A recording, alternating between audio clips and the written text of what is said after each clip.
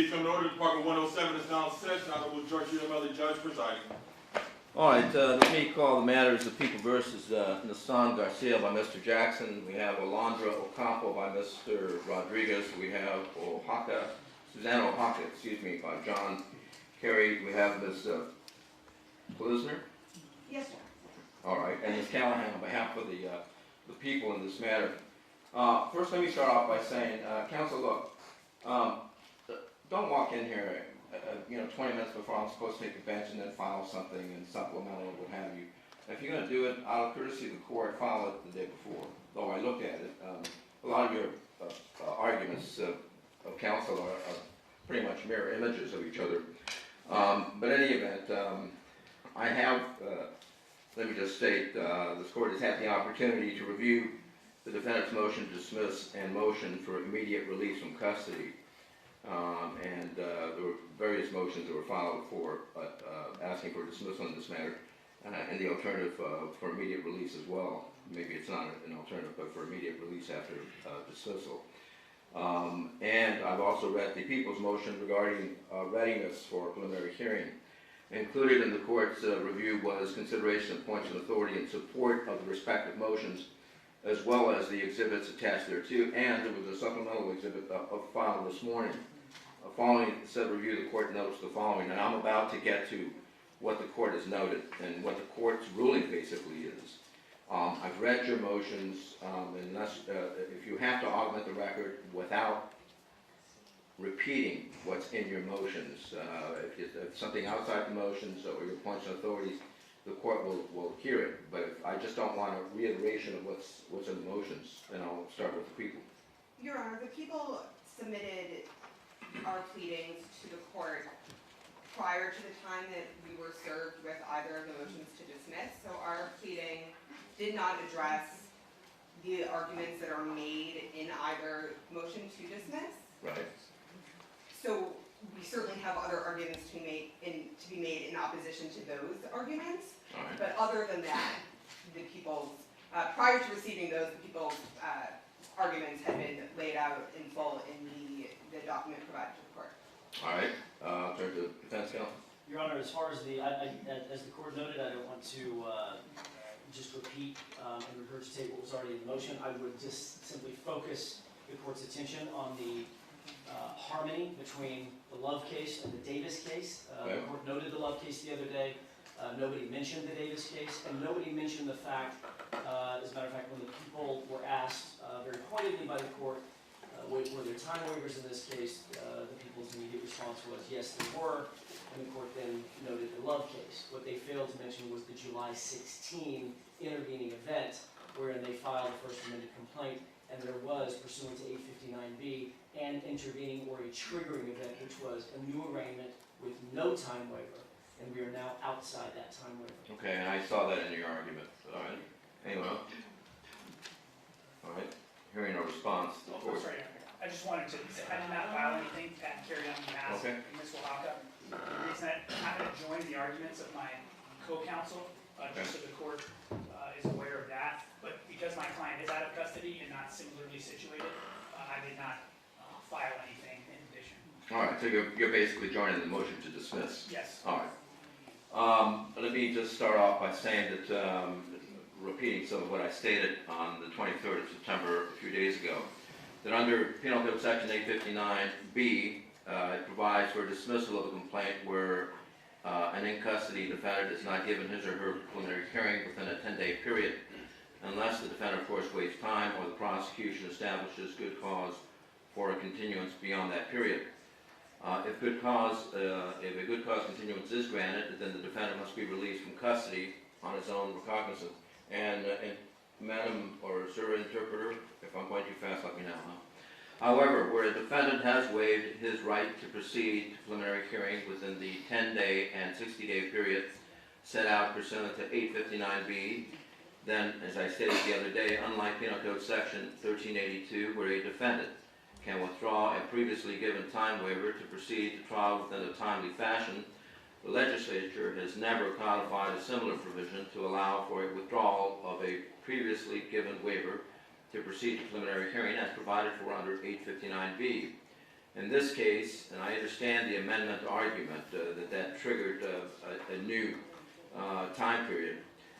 In this case, on June 21st, 2019, upon stipulation of counsel, and it might have been perhaps present counsel wasn't on the case then, but stipulation by counsel, the matter was set for a further bail review hearing and discovery compliance for July 15, 2019, and the matter was further set for preliminary hearing setting for August 2nd, 2019. I understand that an amended complaint was intervening during that time period, but nonetheless, counsel stipulated.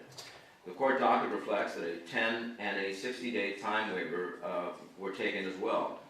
Therefore, the fact remains in this court's eyes that the defendants waived their 10-day period in which to have their preliminary hearing as provided for under 859B. And again, I understand the amendment, intervening amendment that counsel contends triggered a new period, but nonetheless, there was a stipulation regardless of that. Moreover, even assuming that a bench officer had made certain representations at the time that the time waiver was taken, I think on the last time you were in front of me, Monday, that bench officer, it was stated, had made some representations that they could proceed to a preliminary hearing within a certain time period, and based on that, from what the court was able to glean, defendants relied on that and then gave their time waiver or agreed to a time waiver. Again, the fact remains that the prosecution was prepared to conduct the defendant's preliminary hearing within the 30-day time period as per the previously executed waiver and agreement by the defendants. However, as defense counsel for all defendants represented to this court on the date of September 23rd, that being the 30 of 30 date, they were not prepared to proceed to preliminary hearing as they did not have sufficient discovery produced by the prosecution so as to allow their ability to go forward with the preliminary hearing. As such, again, even assuming that the defendants agreed to waive time based upon a representation that the preliminary hearing would proceed within the 30 of 30 date or the 9/23 date, they, the defendants, required additional preparation time so as to review all of the discovery, materials, and/or items related to this matter, and which was the subject of a previously held discovery contempt hearing. Consequently, the court will interpret this as an implicit waiver by the defendants to proceed to preliminary hearing within the required time period. Again, although this court realizes that the defense may disagree with the court's assessment of the incident scenario, the defense cannot have it both ways, as I stated on Monday, and argue that their client's right to a timely preliminary hearing have been violated, while at the same time representing to this court that they could not proceed to preliminary hearing until they were given a sufficient opportunity to review certain discovery. It is only then, the court takes it, that the defense could announce ready to effectively represent their clients in the preliminary hearing. In fact, on September 23rd, 2019, the 30 of 30 date, when the defendants were specifically questioned whether they were ready to proceed to preliminary hearing, counsel indicated that they were not unless the court would deem them ready to be. This is reflected in the following excerpts of the colloquy that occurred on the date of September 23rd between the court and counsel. By Mr. Jackson, quote, "We're not in a position to make a readiness announcement vis-a-vis the preliminary hearing, ready or not ready. The binary choice cannot be made at this point because of some ongoing, outstanding, very significant discovery issues that are as yet to be resolved." Period, end quote. Reporter's transcript on page 1. And this is the transcript of the proceedings that occurred before this court on Monday, the 23rd of September. Yet at the same time, counsel states the following. Mr. Jackson wanted to make it absolutely clear. He states, quote, "I absolutely did not. I want to make sure the record is very clear. I did not make the representation that we're not ready, and I'm not implying or asking for a continuance." Period, end quote. Transcript at page 9. However, again, counsel makes clear that the defense is not ready to proceed due to discovery issues as seen by the following. Again, the court, quote, and this is this court, "All right, well, let me ask you this. Aside from the love issue," and we're talking about people versus love, "if the people were prepared to call their first witness, would you be prepared to proceed?" Question mark. By Mr. Jackson, quote, "If the court deems us," and the court interrupts, "No, I'm not deeming you anything. I'm asking you. If I ask you, if they called their first witness and I said, okay, are you prepared? And I'm not deeming you ready, would you be able to announce ready by Mr. Jackson? I'm not in a position to make a readiness announcement at this point, period, end quote, transcript at page 18. And finally, at page 22 of the transcript, the following colloquy occurs.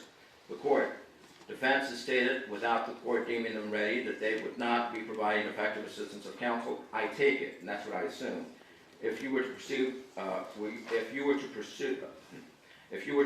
without the reviewing the discovery, presumably the discovery at issue, or am I going too far? This is by Mr. Jackson, again at page 22. All I'm saying, Your Honor, is that we are not in a position, I don't think any of us are in a position to make a readiness assessment at this juncture. Period, end quote. Yet, counsel goes on to state that he wants to make clear that the defendants are not waiving time. However, the fact remains that the prosecution was prepared to go forward on the date of September 23rd, but the defense was not. The court is quite certain that had the court deemed the defendants ready for preliminary hearing on that date, that there would have been an objection that their client's constitutional rights were being violated, as they had not had a sufficient opportunity to review all discovery they believe may be relevant to the case so as to allow for effective representation of the defendants. Consequently, the end result is that the defendants implicitly waived time for purposes of their preliminary hearing over and above and in addition to the time waiver originally taken by Judge Sullivan on the date of June 21st, 2019. And I also saw an argument raised that the court was obligated, and I'm talking about Judge Sullivan at the time that she took the time waiver, was obligated to have advised the defendants of the ramifications of waiving time for preliminary hearing, and the court disagrees with that. I think that the advisement should have been something to the effect, as any standard judge does, and I've been taking time waivers for many years, something to the effect that you have a right to proceed to preliminary hearing within 10 days. However, counsel have stipulated to continue this matter, and there was a date given. Do you agree to that time waiver? That's the kind of time waiver that was necessary. The law does not require that the judge define every ramification that could occur because of that time waiver. Aside from that, this wasn't a pro per. These were not pro pers. They were each represented by counsel at the time that the time waiver was taken. Presumably, counsel stipulated and hopefully advised their clients of the ramifications of the time waiver. And that's where the court stands with respect to the time waiver issue and whether the defendant's rights were violated under 859B of the Penal Code. Now, the other issue to discuss is the discovery issue. I've had a chance to review the transcript in the Judge Sullivan's court, and I think that it was represented to this court. Well, let me just go ahead and lay it out. This court has also had the opportunity to review the reporter's transcript of the proceedings that occurred on September 20th, 2019, before Judge Sullivan regarding compliance of discovery. On September 23rd, the prosecution represented to this court that Judge Sullivan had ruled that they were in full compliance with her order. However, defense counsel stated that such was not the case, but rather that the judge had ruled that they were only in compliance with her contempt order. After review of the aforereferenced transcript, the court noted that based upon the discovery that had been delivered to Judge Sullivan's courtroom on the date of September 20th, and the judge seemed to put a lot of reliance on that, based upon the fact that discovery had been delivered to her courtroom by a representative of the prosecution, that compliance with the court's order had occurred. In fact, the court indicated the following, quote, right now, the people have complied with my order, period. The evidence is in front of me, period. You guys have to figure this out, period, end quote, reporter's transcript of the proceedings of September 20th at page 101. Bottom line is, it appears that the court is agreeing that compliance up to that point had occurred, but that there were certain things that had to be worked out. Now, the court's order at issue purportedly refers to the original order signed by Judge Sullivan on September 13, wherein she ordered the prosecution to provide all defendants, quote, full access to all evidence in the possession of the people. This order specifically includes, without limitation, all forensic capture, downloading, and analysis of any and all metadata on any and all electronic devices in the possession of the people. The people shall provide full access pursuant to this order on or before September 16, 2019, end quote. And that's it. I'm looking at the order. I took this directly from the order. Consequently, it appears to this court that there are, number one, still some issues regarding discovery, and I think that Judge Sullivan asked you guys to step out or figure out how you're going to work out the details. But it appears from the court's review of the reporter's transcript regarding the proceedings of September 20th, which rescinded the previous finding of contempt and imposition of sanctions, that discovery compliance had occurred on the date of September 20th, based upon the fact that Judge Sullivan had observed that a representative of the prosecution had in his possession in court several items of discovery which complied with the court's previous discovery order. It is also clear, as I stated from the transcript, that counsel was to work out certain details and or specifics regarding the discovery. So, you're at this juncture with respect to the prelim and preparation for the prelim. There's still some outstanding discovery with respect to trying to work out certain specifics. I understand, based on what I've read, that some of it may not be, or at least the prosecution is not inclined to release it because it may have child pornography and or things of that nature. I know that the judge, it appears, signed a protective order. Is that correct? With respect to that? All right. So I'll hear from counsel. And I also saw on a declaration, I believe it was your declaration, Mr. Jackson, that you were asking, I don't know, part of discovery, perhaps, but that the names and locations of the minor victims be provided to you. Is that correct? That wasn't my, that was not my declaration. That was not? I think it was Mr. Mason's. Was it? If that was addressed, it was Mr. Mason's declaration, because he's the only one who filed the declaration on it. It was Mr. Jackson's declaration, but it was That's not. what I thought, It was not with respect to the names and identification. We want them as witnesses. We want to serve them. We asked, and this was these were the discussions that Okay. Mr. Jackson's alluding to. And we've had numerous discussions with the people on this issue. If we're going to have a preliminary hearing, there are 4 complaining witnesses. We would like them here. We'd like to subpoena them. The people will not tell us their names, their addresses, the contact information. We ask the people to facilitate service of a subpoena or to agree to bring them to court. And that's something that all of us on the defense side, when we were on the government side, did routinely. The people have told us no. And in fact, the specific representations from both of the assigned prosecutors in this case is they will never make these witnesses available to us in any form, and they intend to try this case from start to finish without the defense ever knowing who they are, without bringing them to court. They're not going to bring them to the preliminary hearing. They're not going to accept subpoenas. They're not going to assist us in serving subpoenas. We have subpoenas. We have them ready. We've given them to the people. We can serve them on the people or any representative of the people. But I think we have a right, if we have a preliminary hearing, to have those witnesses served and present. Well, let me just state, counsel, 2 things. Obviously, you know the preliminary hearing is different than a trial, and that Proposition 115 allows for law enforcement or personnel of that nature to testify on behalf of witnesses without the production of the actual witnesses, providing the officer is post-certified or has 5 years or more on the force. Additionally, how do you get over Penal Code Section 866? Let me finish. And that is this. You have to make an offer of proof to the satisfaction of this court that those witnesses that you want to call can either provide an affirmative defense, negate a charge, an element of the charges against these defendants, or impeach a prosecution witnesses, that they would do that, not may or might. If you don't have that, then you have no right to call them, and you have no right to discovery at this juncture. That's not to say that as we get to trial you would, but at this juncture you have no right unless you can represent to this court that they would, not might or may, do one of the 3 things. Go ahead. Your Honor, that was an issue that we wanted to address with the court in Sure. camera, and we are prepared to make those offers approved. Okay. All right. I'll hear you out. Anything you want to add? Your Honor, the only thing I would add is that we would object to any in-camera showing. I believe that the code is clear that the prosecution has a right to hear whatever offer of proof that they have.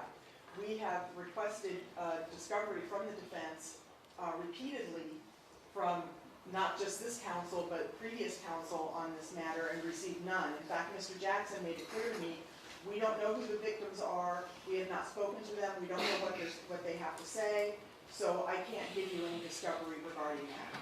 So I have to assume from Mr. Jackson's representation that that is in fact correct. So I would object to an in-camera showing. Okay, well, and why are you asking for an in-camera? Would it tend to, what's the reason for the in-camera? Because it would tend to suggest or disclose trial tactics, trial strategies, defense strategies that we don't believe that the prosecution is entitled to. If Ms. Callahan has a code that says she's entitled to an offer of proof, I'd like to hear what that code section is. It's Penal Code Section 866. All right, well, I don't want you speaking to one another. This is what I'm gonna do. I'm gonna have the in-camera. After hearing the in-camera, if I think that there is something that the prosecution should be privy to, the court will make it available to them. And I will have a reporter present, yes. I do just want to also note that that information is protected pursuant to a 1054.7 motion that was granted in the order that was issued consequently by Judge Hereford. So. You have that order? It was an oral order, Your Honor. And what's the effect of what? The effect of the order was, so the Jane Does filed in the complaint were already protected by an order from Judge Tapia at the time of the filing of the complaint that they referred to as Jane Doe for all proceedings. Subsequent to that, the people filed a 1054.7 motion based on some other very significant safety concerns that were brought to our attention as to both victims and witnesses. We had a 1054.7 proceeding in front of Judge Hereford. Judge Hereford issued an order in effect saying that in addition to the requirements that are currently existing, that the name, address, phone number, etc. of these individuals be protected, also ordering that any information that would identify those people or any of that information is protected. Okay, all right, and this was Judge Hereford? That's correct, Your Honor. Yes? Your Honor, just as a matter of logistics, we have not heard the court make a final ruling on the motion. So before we get into evidentiary issues, before we go in camera, before we start talking about the preliminary hearing, which is where we're heading, Right. I need an order from the court significantly defined, because that's going to impact what we ask for and what we do next. An order to what effect now? I'm sorry, I said an order With respect to what? to our motion to dismiss. The motion to dismiss is denied. Yes, and I thought maybe it wasn't as clear as I thought, but I find that there. It was I find that there implied. Yeah, okay, it was implied, yes, motion to dismiss is denied. I want to make sure to make a record, in the event that you take a written, I want the reviewing court, to make it clear for the reviewing court. Yes, Mr. Chair. And in fact, we are going to ask the court for some leave. We are going to take an immediate writ. That's fine. We would ask for a stay of all proceedings while we take that writ. Yeah. Under 871.6, as the court knows, the appellate court puts this right to the top of the mark because it is an emergency writ. It won't take very long, I don't believe, but these proceedings need to be stayed at this point so that we can execute our client's constitutional rights. Okay, Counsel. I just wanted to make a more clear record, Your Honor, that the people were served by Defendant Garcia's counsel at around 4 or 5 o'clock last night with this motion to dismiss, and then we were served by Defendant Ocampo's counsel with a very similar brief this morning. People have had no notice, effectively, no opportunity to respond to this motion with factual corrections, legal assertions, really anything. And the people did bring to your attention that issue prior to the court's ruling, just to simply note that if there were additional arguments that needed to be made as to this motion that we hadn't had an adequate opportunity to do them, I just wanted to elaborate a bit more on that, since, again, the motion was denied, but the people never had an Let me opportunity. do this. If whatever happens today, and I'm going to go have an encounter with my court reporter, with counsel, regarding the disclosure of the child witnesses that they would like present for the preliminary hearing. I want to hear what they have to say with respect to the factors outlined in the Penal Code Section 866. The motion to dismiss is denied. Motion to release OR or however is also denied. I do find that discovery is ongoing, but up to the juncture that Judge Sullivan had it appears to have been complied with. And so I'm going to go back now.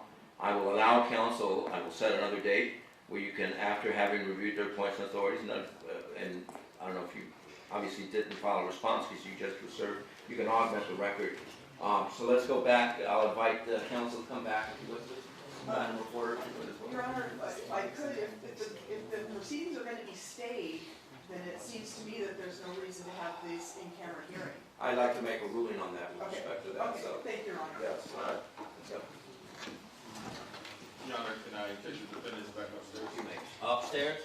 No, not yet. You come back here. One away, we have 6 defendants back there. 6. Okay. How long do you think this is gonna take? 10 minutes, 15 minutes most. Is that bad for you? I have space available upstairs. Okay, just make it happen.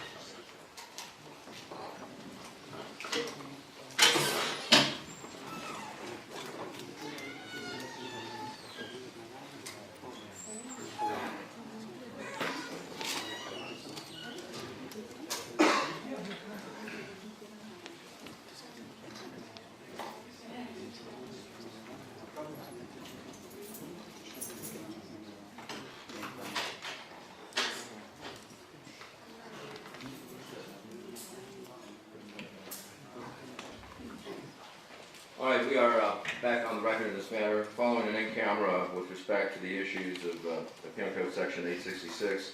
And as I stated, 866 states in part that the magistrate should not permit the testimony of any defense witness unless an offer of proof discloses to the satisfaction of the magistrate in his or her sound discretion the testimony of that particular witness or witnesses that the defense is looking to call a preliminary hearing would, and then I go through the 3 factors.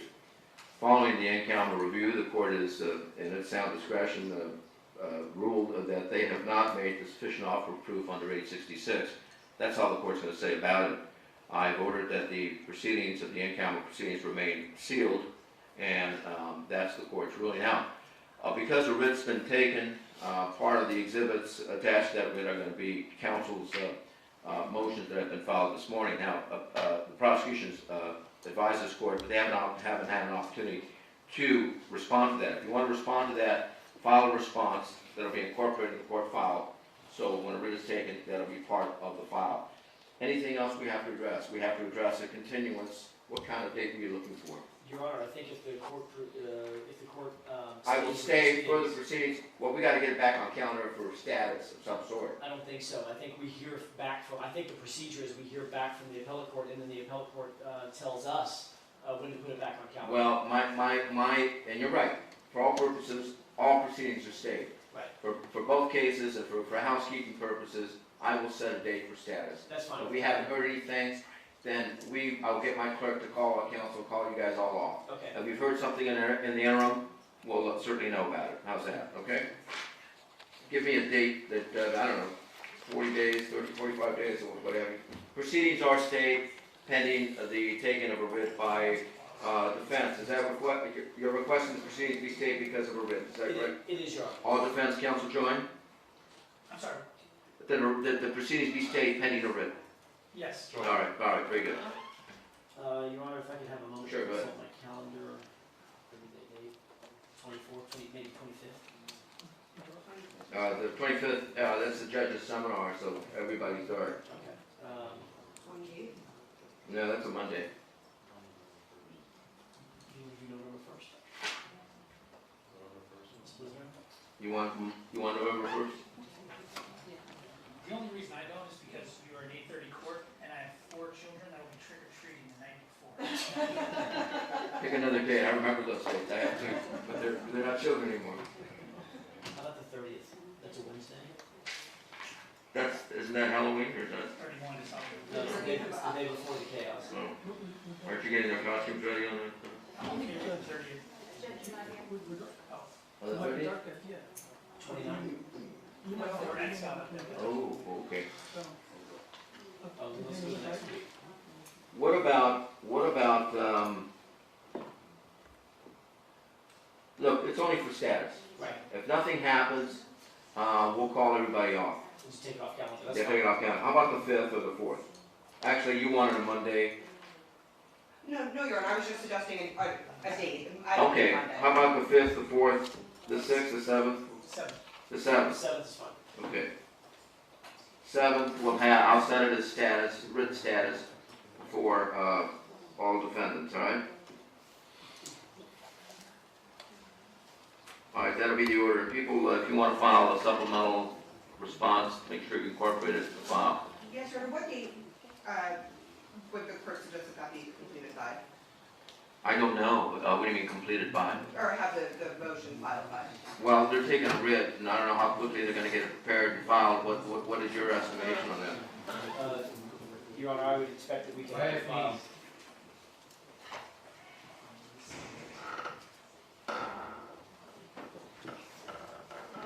Your Honor, if I may just, in the. Hold on, yeah, go ahead. And I do want to make a record that even as we sit here today, people remain ready for prelims today, just as we've been Okay. ready over the course of the past week, while the matter has not gone to prelim. Also, I'm going to ask that the court order the transcripts and minute orders provided to council. You were prepared on the 23rd, were you not? We were. All right. Do you have any indication of how long it would take to prepare a writ? About 10 days. Okay, so there you are. All right, so what else did you ask me for right now? Transcripts and. Yes, okay, so let's make transcripts available to council. All right? All right, anything further? No, Your Honor. Okay, thank you all. So are all issues stayed? Everything is stayed. Okay. All right, thank you. In the audience, remain seated until the defendants are out of the courtroom. Were they arraigned on the amended complaint? That was going to be my next question, Your Honor. All right, let's arraign them on the amended complaint, and all proceedings will be stayed. Your Honor, I think if the proceedings are stayed, that should be stayed as well. We can always do that down the road. It's all, next time, once we reinstate proceedings, just remember to arraign, and that'll be it, doesn't matter. Okay. So, we can do it now, we can do it then, all right? That would be my preference. All Thank right, David, remind me, make a note, to be arraigned on the amended complaint. Thank you all. you. Thank you. All right. Please remain seated so you're instructed otherwise.